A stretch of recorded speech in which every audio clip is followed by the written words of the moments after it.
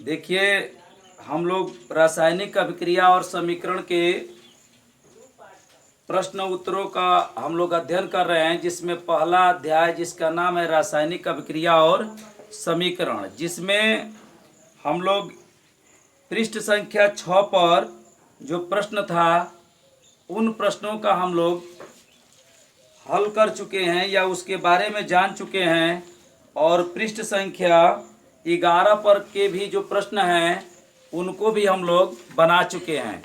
अब जो है हम लोग पढ़ेंगे, आपके बुक में दिया है पृष्ठ संख्या कितने पर दिया है, 15 पर दिया है, ठीक है ना। 15 पर 3 प्रश्न है। कह रहा है कि यह प्रश्न उत्तर का जो है पार्ट नंबर 2 है, और इसके बाद जो है हम लोग अभ्यास के प्रश्नों को हल करना प्रारंभ करेंगे।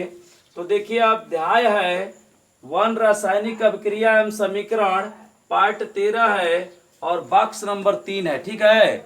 और यह पृष्ठ संख्या 15 पर है। तो देखिए, इसमें क्या है कि 3 प्रश्न है। एक है कि जब लोहे की कील को कॉपर सल्फेट के विलयन में डुबाया जाता है तो विलयन का रंग कैसा हो जाता है, यह कह रहा है। माने इसका कथन यह है कि जब लोहे की कील को, ठीक है, कॉपर सल्फेट के विलयन में डुबाते हैं, जैसे कल्पना कर लीजिए कि इसमें जो है आप विलयन लिए हैं, किसका, कॉपर सल्फेट का, ठीक, और यह लोहे की क्या है, छड़ है। तब जो लोहे की कील है या छड़ कहिए, जब लोहे की कील को इस कॉपर सल्फेट के विलयन में डालते हैं, यहाँ हम इसमें डालेंगे, तो आपको यह कहना है कि विलयन का रंग बदल जाता है। विलयन में डुबाया जाता है तो विलयन का रंग बदल जाता है। देखिए, इस प्रश्न को सबसे पहले आप समझिए, ये किसकी छड़ है, तो लोहे की कील है। तो आप जानते हैं कि लोहे का कील चमकीले रंग का होता है, और यह क्या है, कॉपर सल्फेट है, ठीक है, कॉपर सल्फेट है। और जैसे ही लोहे की कील को इसमें डालते हैं तो आपको बताना है कि यह विलयन है, इसका रंग कैसा हो जाएगा, यही इसका कथन है। तो देखिए, इसमें लिख रहा है, ध्यान से देखिएगा, कि जब लोहे की कील को कॉपर सल्फेट के विलयन में डुबोया जाता है, जैसे यह विलयन हो गया, उसमें लोहा की कील को मैंने डाल दिया, ठीक है ना। जैसे ही डाला जाता है तो कह रहा है कि लोहा कॉपर को कॉपर सल्फेट के विलयन से क्या कर देता है। अब देखिए, इसमें क्या है, तो कॉपर सल्फेट है, और जैसे ही इसमें लोहा को डालेंगे ना, तो इस कॉपर सल्फेट के विलयन में से बताइए किसको हटा देगा, तो कॉपर को हटा देगा। इसमें से कॉपर को हटा देता है, ठीक। जैसे देखिए, मैंने यहां पर मैं आपको समझा दे रहा हूं, जैसे Fe प्लस, ठीक है, Fe प्लस, अब क्या करेंगे, यहां पर देखिए FeS होगा, तो यह देखिए ऐसे इसको जब डालेंगे, इसी को लोहा कहते हैं, तो CuSO4 में डालेंगे ना, इस लोहा को इसमें डालेंगे तो इस कॉपर को क्या करेगा, हटा देगा। देखिए, यही लिखा है, लोहा कॉपर को कॉपर सल्फेट के विलयन से विस्थापित कर देता है। क्यों ऐसा करता है जानते हैं, क्योंकि आयरन जो है, लोहा जो है, कॉपर की तुलना में अधिक क्रियाशील धातु है, ठीक, अधिक क्रियाशील धातु है। अब यहाँ पर देखिए, यहाँ लिखा है क्योंकि लोहा जो है कॉपर की अपेक्षा अधिक अभिक्रियाशील धातु है, लोहा कॉपर सल्फेट से कॉपर को हटा करके क्या बनाता है, आयरन सल्फेट बनाता है। बात को समझिए, हमारे कहने का मतलब यह है कि इसमें जो है कॉपर सल्फेट का विलयन है, कॉपर सल्फेट का विलयन है, और इसमें जैसे ही हम लोहा डालते हैं तो इस कॉपर सल्फेट के विलयन में से किसको हटा देता है, कॉपर को हटा देता है। और कॉपर को जब हटा देता है, बताइए लोहा क्यों कॉपर को हटा देता है, क्योंकि कॉपर की तुलना में लोहा बहुत ही क्या है, क्रियाशील धातु है। जैसे कल्पना करिए, अगर आप कहीं मान लीजिए क्लास में ही ले लीजिए, अगर एक बेंच पर आप बैठे हैं और कोई दूसरा लड़का आकर के और जहां आप बैठे हैं वहां से आपको हटाने का प्रयास करता है और हटा भी देता है, तो बताइए इससे यह साबित होता है कि जो लड़का बाद में आया है ना, जो लड़का बैठा है उसकी तुलना में वह बहुत ही मजबूत होगा या उसकी प्रवृत्ति ढीठ प्रवृत्ति की होगी, इसीलिए तो उसको हटा दिया है ना। तो इसी तरह से समझ लीजिए कि इस आयरन में और कॉपर में कौन सबसे मजबूत है, तो आयरन, ठीक है ना। किसी भी धातु को कोई भी धातु नहीं हटा सकता है। अब देखिए क्या कह रहा है, लोहा कॉपर सल्फेट में से कॉपर को हटाकर आयरन सल्फेट बनाता है जिसका रंग हरा होता है। अब चीज मैं बता रहा हूं, देखिए शुरू में जो इसमें आप कॉपर सल्फेट लिए थे, बताइए उसका रंग कैसा था? उसका रंग नीला था। कॉपर सल्फेट का रंग कैसा था? नीला था। आज जब इसमें लोहे की छड़ को डाले ना, तो जब इसमें से कॉपर को हटा दिया तो बताइए अब इसमें क्या बन गया? आयरन सल्फेट बन गया। अब बताइए आयरन सल्फेट का रंग कैसा होता है? तो हरा होता है। बात क्लियर हो गया? जैसे कहने का मतलब यह है कि यह इसका यही कथन है कि लोहे की कील को कॉपर सल्फेट के विलयन में डालते हैं तो क्या होता है? कह रहा है विलयन का रंग क्यों बदल जाता है? तो आप यही कहिएगा कि जब लोहे की कील को कॉपर सल्फेट के विलयन में, ठीक है, डुबोया जाता है तो लोहा कॉपर को कॉपर सल्फेट के विलयन से क्या कर देता है? बताइए कौन किसको हटाता है? लोहा जो है कॉपर सल्फेट से कॉपर को क्या कर देता है? हटा देता है। क्यों हटा देता है? क्योंकि लोहे की क्रियाशीलता क्या होती है? अधिक होती है, इसीलिए कॉपर सल्फेट के विलयन से कॉपर को क्या कर देता है। यह बताइए जो इसमें कॉपर सल्फेट आप लिए थे, इसका रंग शुरू में किस रंग का था? तो इसका रंग कैसा था? नीला था। और जब इसमें लोहे की छड़ को डाले और कॉपर हट गया तो बताइए क्या बन गया? आयरन सल्फेट बन गया। और आयरन सल्फेट का रंग कैसा होगा? हरे रंग का होगा। तो इस तरह से देखिए यहाँ समीकरण है एफ ही आयरन प्लस कॉपर सल्फेट। तो यह आयरन जो है ना, इस कॉपर को क्या कर दिया? हटा दिया। देखिए यहाँ से कॉपर इसमें से खत्म हो गया है, FeSO लिखा गया, ठीक है ना। तो यह आयरन सल्फेट हो गया और कॉपर क्या हो गया? अब यह बताइए यह किस रंग का था? यह जो है नीला रंग का था। यह जो है नीला रंग का था। और यह आयरन सल्फेट कैसा हो जाएगा?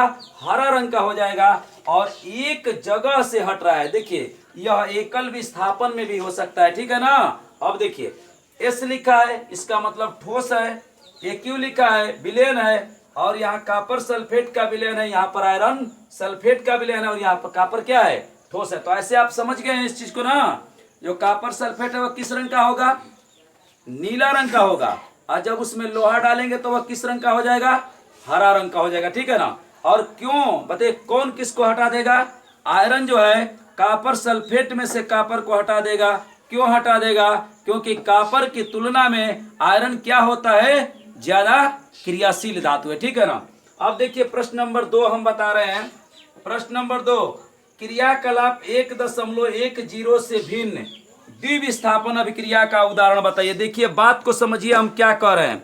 हमारा कथन यह है कि क्रियाकलाप 1.10, जैसे बात समझिए। देखिए यह क्रियाकलाप आपका 1.10 है, ठीक है। 10वां 1.10 यह क्रियाकलाप है। कह रहा है ना कि इसमें यह उदाहरण बताया है। देखिए क्रियाकलाप 1.10 से भिन्न द्विविस्थापन अभिक्रिया का उदाहरण बताइए। जैसे बात समझिए, आपके बुक में द्विविस्थापन के लिए देखिए यह क्या है? सोडियम सल्फेट है। कितना है? तो 3 ml है। और यह क्या है? बेरियम क्लोराइड है। बेरियम क्लोराइड है। तो सोडियम सल्फेट में जब बेरियम क्लोराइड को मिलाते हैं तो बताइए क्या बनता है? बेरियम सल्फेट बनता है और सोडियम क्लोराइड बनता है। पहले बात को समझिएगा हम क्या कह रहे हैं। तो यह द्विविस्थापन अभिक्रिया का उदाहरण है, ठीक है ना, क्योंकि इसमें दो आयनों का क्या हो रहा है, आदान प्रदान हो रहा है। जैसे देखिए हाई सल्फेट जो है SO4 जो है, बताइए यहाँ पर किसके पास आया है, यहाँ पर देखिए ध्यान से, यह जो सल्फेट है देखिए यह क्लोरीन को हटा करके इसके आगे आया है। देखिए यहाँ पर लिखा गया है BaSO4, तो यह किसके पास गया, यह किसके पास गया बताइए, यह क्लोरीन के पास गया। और क्लोरीन किसके पास आया, तो सल्फेट के पास आया। तो बताइए दो जगह इसमें चेंज हो रहा है ना, यह सल्फेट जो है Ba के आगे आ गया, बेरियम के आ गया, तो क्या बन गया, बेरियम सल्फेट। यह क्लोरीन किसके पास आ गया, सोडियम के पास आ गया। तो यह द्विविस्थापन का क्या है, उदाहरण है, लेकिन यह आपके बुक में दिया गया है। और इससे भिन्न आपको द्विविस्थापन अभिक्रिया का उदाहरण बताना है। और यह जो बेरियम सल्फेट बचा है ना, बताइए यह किस रंग का है, सफेद रंग का है, श्वेत रंग का है। और यह जब देखिए लगभग जो द्विविस्थापन की अभिक्रिया होती है उसमें अवक्षेप क्या होता है, बचता है, लगभग की मैं बात कर रहा हूं। तो ये तो आपका बुक में था, कहाँ था, बुक में था। तो इससे हट के आपको दो बताना है। यह AQ लिखा है, इसका मतलब विलयन है, यह AQ का मतलब विलयन है, S मतलब ठोस है, और यह AQ का मतलब क्या है, विलयन। अब देखिए देखते हैं कि संतुलित है कि नहीं है। तो सोडियम कितना है, 2 है, इधर देखेंगे अभिकारक की तरफ, और बताइए इधर सोडियम कितना है, क्या है, 2 है ना, क है, 2 है, 1 है, तो यहाँ पर लिख देंगे तो क्या हो जाएगा, 2 हो जाएगा। अब ख्याल करिएगा सोडियम 2 हो गया तो उधर भी सोडियम 2 हो गया। बताइए सल्फर कितना है, 1 है, इधर सल्फर 1 है, ऑक्सीजन 4 गो है, और यहाँ ऑक्सीजन को गो है, 4 गो है। अब यह बताइए बेरियम इधर क है, बेरियम क है, 2 है, अरे 1 है, और इधर बेरियम कितना है, 2 है, ठीक है। इस यहाँ पर बेरियम कितना है, देखिए यह सोडियम 2 है तो यहाँ पर 2 हो गया, और सल्फर कितना है, 1 है, तो इधर भी सल्फर 1 हो गया। ऑक्सीजन 4 है तो यहाँ पर ऑक्सीजन 4 हो गया, और क्लोरीन 2 है तो इधर भी क्लोरीन क्या हो गया, 2 हो गया। तो ये समीकरण संतुलित हो गया ना, ये समीकरण संतुलित हो गया है ना। अब देखिए क्या कह रहा है, अब इससे भिन्न हमको लिखना है। तो देखिए यह क्या लिखा गया है, लेड नाइट्रेट है, लेड नाइट्रेट है, PbNO3 ट्वाइस है, और यहाँ पर HCl अम्ल है, ठीक। जब इसके साथ यह क्रिया करता है तो देखिए यह विलयन है, यह क्या है, विलयन है, और यह भी क्या है, विलयन है, ठीक। तो बताइए लेड के साथ क्लोरीन आएगा तो लेड क्या हो जाएगा, क्लोराइड हो जाएगा। और यह NO3 जो है ना, यह हाइड्रोजन के साथ चला जाएगा तो नाइट्रिक क्या हो जाएगा, अम्ल बन जाएगा। अब देखिए इसमें भी आपको इसको नहीं लिखना है, आपको इसको लिखना है, इसको लिखिए या इसको लिखिए। तो क्या यही 2 है, नहीं, इससे भी अलग हो सकता है, ठीक है ना, इससे भी अलग हो सकता है। लेकिन इसका कथन यह है कि आप द्विविस्थापन अभिक्रिया का वैसा उदाहरण दीजिए जो आपके बुक में नहीं है, बुक वाला नहीं देना है, बुक से हट के देना है। तो देखिए यह क्या है, लेड नाइट्रेट हो गया, और यह हाइड्रोक्लोरिक अम्ल हो गया। अब मैं आपको समझा रहा हूं किस तरह से द्विविस्थापन है। बताइए यह नाइट्रिक NO3 के हैं, क्या आएगा, क्लोरीन आएगा। और बताइए हाँ यह जो है क्लोरीन किसके पास आ जाएगा, Pb के पास आ जाएगा ना। और बताइए यह हाइड्रोजन के आगे यह क्या चला जाएगा, यह NO3 चला जाएगा।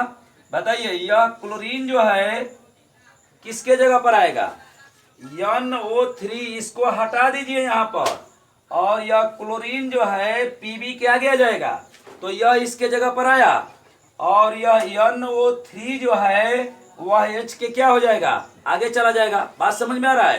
तो कहने का मतलब यह है कि क जगह आयनों का आदान प्रदान हुआ, 2 जगह आयनों का आदान प्रदान हुआ। देखिए क्लोरीन कहाँ आया, लेड के आगे आया, हाइड्रोजन के आगे कौन आया, NO3 आया। ठीक है, क्लोरीन जहां से हटा वहीं पर यह जो है इसके पास जाकर सेट हो गया और यह जो है इसके पास आकर सेट हो गया।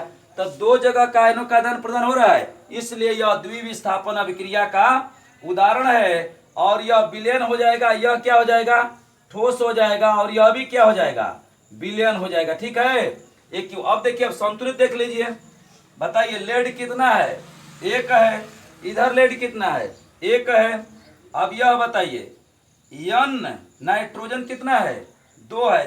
यह 2 जो है अगर ऐसे कोष्टक करके किया है, इसका मतलब कि यह 2 N के लिए भी है और ऑक्सीजन के लिए भी। ठीक है, तो बताइए यहाँ पर नाइट्रोजन कितना हो गया, 2, और यहाँ पर नाइट्रोजन कितना है, 1। तो मैं यहाँ पर 2 लिख दे रहा हूँ। ठीक है, 2 लिख दे रहा हूँ। अब बताइए नाइट्रोजन कितना हो जाएगा, 2 हो जाएगा नाइट्रोजन ना। अब देखिए ऑक्सीजन, देखिए 2 तिया के 6 हो जाएगा ना। तो आप कहेंगे इसमें नहीं गुणा किया, तो यह 3 जो है स्पेशल ऑक्सीजन के लिए है। ठीक है, तो बताइए यहाँ पर 2 तिया के 6, तो ऑक्सीजन भी सही है। अब हाइड्रोजन को देखते हैं, बताइए हाइड्रोजन इधर कितना है, 1, लेकिन इधर हाइड्रोजन कितना है, 2। तो आप यहाँ पर लगा दीजिए 2। ठीक है, यहाँ पर लगा दीजिए 2, आपका हाइड्रोजन कितना हो गया, 2 हो गया। और बताइए क्लोरीन कितना हो गया, 2। अब हमको लग रहा है कि यह संतुलित हो चुका है। ठीक है ना, अब यह जो है संतुलित हो चुका है, तो यह द्विविस्थापन अभिक्रिया का उदाहरण है। और इसी को आपको क्या कर देना है, लिख देना है। अब उसको नहीं लिखेंगे तो यह देखिए सिल्वर क्या है, नाइट्रेट है, और यहाँ पर सोडियम क्या है, ब्रोमाइड है। सोडियम क्या है, ब्रोमाइड है। तो देखिए यह क्या है, विलयन है। तो आप कहेंगे कि आप इसको विलयन क्यों जान जाते हैं। तो देखिए शुरू वाला जो क्रियाकलाप दिया था, तो दोनों विलयन को नहीं मिला रहा है, तो हमारा भी यहाँ पर अभिकारक दोनों विलयन होना चाहिए, और एक बनेगा ठोस और एक बनेगा विलयन। ठीक है, अब देखिए यहाँ पर लिख दीजिए AQ, विलयन। अब ध्यान समझिएगा, अब यह भी द्विविस्थापन अभिक्रिया का उदाहरण है। देखिए यह ब्रोमीन किसके पास आया है, बताइए, सिल्वर के पास आया, तो सिल्वर क्या बन गया, ब्रोमाइड बन गया। और यह NO3 उठा तो किसके पास आ गया, सोडियम के पास आ गया। तो बताइए 2 जगह आयनों का आदान प्रदान हो रहा है कि नहीं हो रहा है। तो जब 2 जगह अभिकारक में 2 जगह पर आयनों का आदान प्रदान होगा, तो उसे द्विविस्थापन हम लोग अभिक्रिया कहेंगे।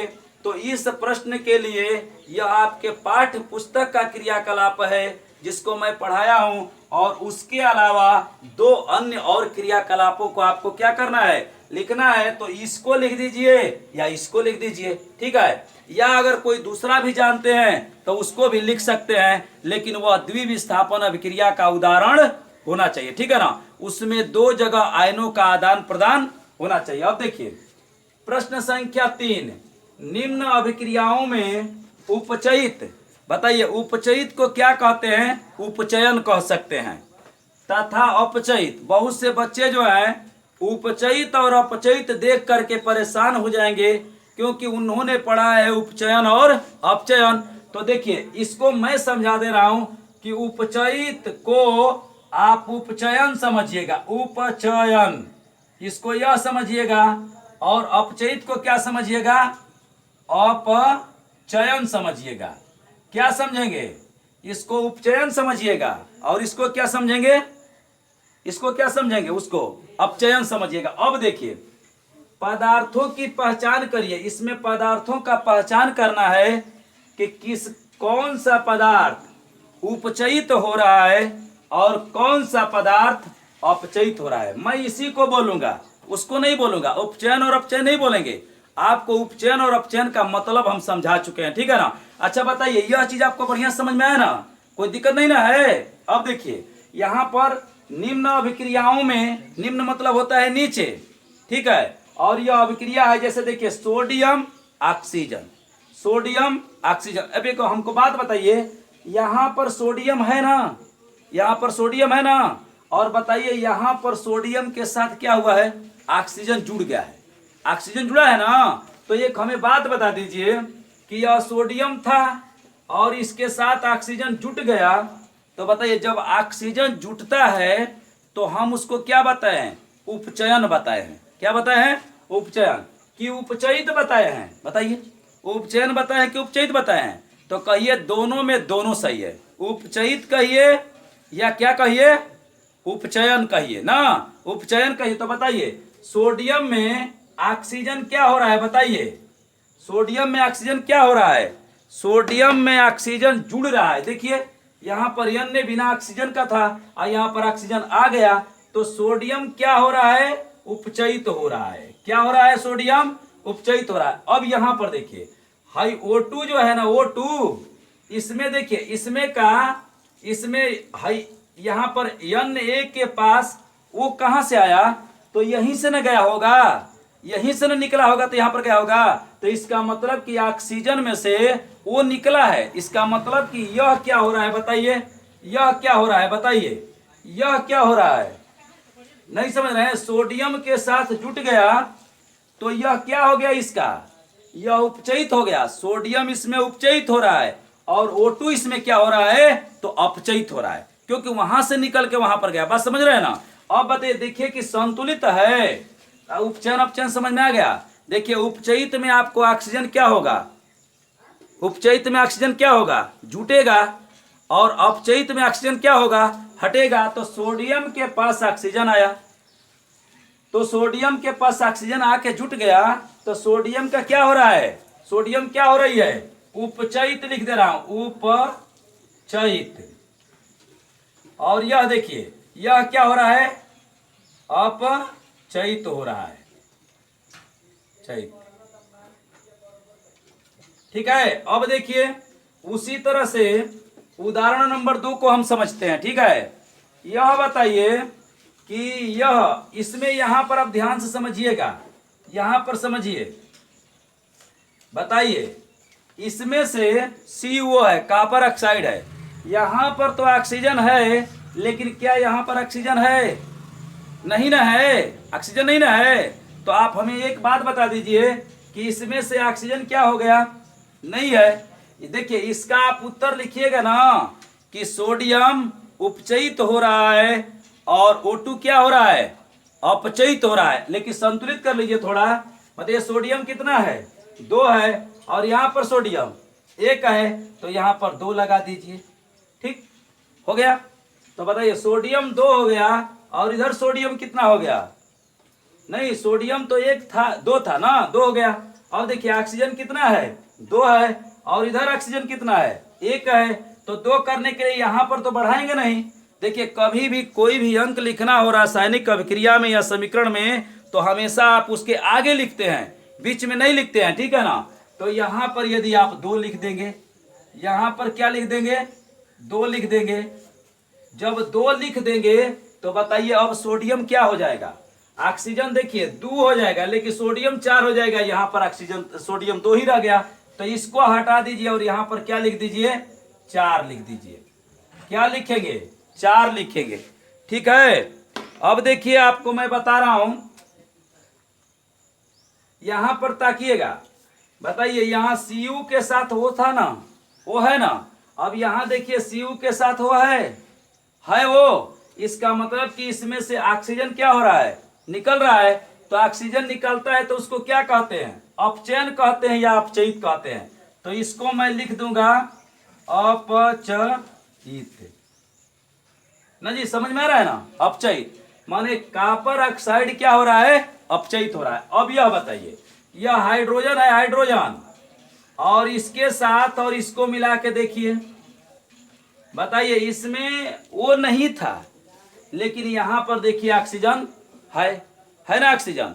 इसका मतलब कि H2 का क्या हो रहा है? बताइए H2 का यहां पर इसके साथ O नहीं है और यहां पर वो दिखाई दे रहा है। इसका मतलब कि इसके साथ यहां पर ऑक्सीजन क्या हो गया?